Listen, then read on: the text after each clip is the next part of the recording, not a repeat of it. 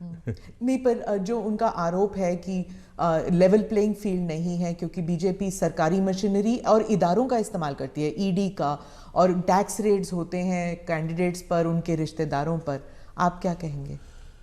हिंदुस्तान में भ्रष्टाचार ये दिमक की तरह देश को परेशान कर रहा है कि नहीं कर रहा है? ऐसे लोगों के खिलाफ हर जनता ने हर बार आवाज उठाई कि नहीं उठाई है? अगर मैं कुछ न करूं तो जनता मुझे माफ करेगी क्या? जहां से भी सरकार को जानकारी मिलेगी, सरकार ने कदम उठाना चाहिए कि नहीं उठाना चाहिए? और कदम उठाने के बाद अगर देश के खजाने में अरबों खरबों रुपये आ रहे हैं तो मेरी तारीफ होनी चाहिए।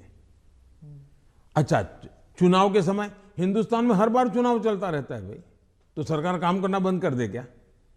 चुनाव आप एक बार तय कर लीजिए भाई, 5 साल में एक बार ही चुनाव होगा, सब मिलकर के चुनाव लड़ेंगे, सभी राज्यों के साथ होंगे, केंद्र का साथ में होगा, सारा खर्चा भी बच जाएगा, तो फिर कभी ईडी भी नहीं दिखाई देगा, सीबीआई भी नहीं दिखाई देगा। अब क्या करे? वो तो सरकारी दफ्तर है, वो अपने अपने तरीके से काम करते हैं, वो स्वतंत्र तरीके से काम करते हैं। चुनाव बीच में आ जाता है, करेंगे क्या? वो तो अपने टाइम टेबल से चलते रहते हैं, जहां से उनको जानकारी मिलती है करते हैं, सरकार का उसमें कोई रोल भी नहीं होता है। ये पहला चुनाव है किसान कानून वापस लेने के बाद चुनाव। जब आपने देश के नाम संदेश किया तो उस टाइम आपने कहा कि ये चुनाव से संबंधित डिसीजन नहीं था, आपने पूरे उस प्रक्रिया के बारे में बताया, लेकिन आपके समर्थक भी कह रहे थे that there was so much of personal capital, प्रधानमंत्री जी शायद कन्विंस नहीं कर पाए किसानों को कि ये देश हित में है, किसानों के हित में है, और उसकी वजह से आपके समर्थन भी जो हैं वो डिसअपॉइंट हो गए थे। तो क्या आप इसको एक व्यक्तिगत रूप में आप इसको एक हार मानते हैं? देखिए, मैं किसानों के दिल जीतने के लिए निकला हुआ इंसान हूँ।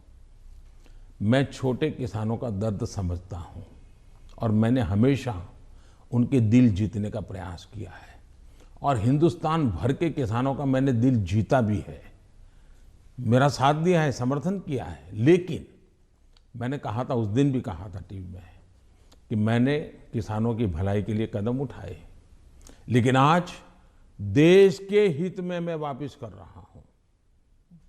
मैं समझता हूं इसको अधिक विस्तार मुझे करने की जरूरत नहीं है। बाद के घटनाक्रमों से पता चलेगा कि क्यों जरूरत पड़ी थी। तो क्या आप एक डायलॉग करने के लिए फिर से तैयार हैं, किसानों को कन्विंस करने के लिए? इस देश के लोकतंत्र का ये सबसे पहला कर्तव्य बनता है, लोकतंत्र में जनप्रतिनिधि का और सरकार का, कि जनता के साथ संवाद करते ही रहना चाहिए, और हम लगातार करते हैं। हम कभी भी संवाद टूटना जिसके पक्ष में है ही नहीं। हर किसी को, मुझे भी सुनना चाहिए, मेरी सरकार को भी सुनना चाहिए, और बातचीत करना ही चाहिए। बातचीत हमेशा होनी चाहिए, और इश्यू पर चर्चा ना हो ऐसा नहीं है। जैसे हम बजट के पहले बजट कैसा बने हद से क्यों पूछते हैं, किसानों से पूछते हैं कि बजट कैसा बनना चाहिए, उनके विचार लेते हैं। ये हम तो मानते हैं कि सब कुछ ज्ञान बाबुओं के पास है और नेताओं के पास है, ऐसा हम नहीं मानते हैं। हमारे देश के पास, हर नागरिक के पास अनुभव है, हर नागरिक के पास ज्ञान का भंडार है।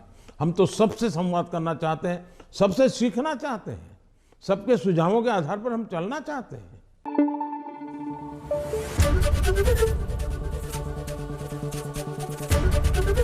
एबीपी न्यूज़ आपको रखे आगे।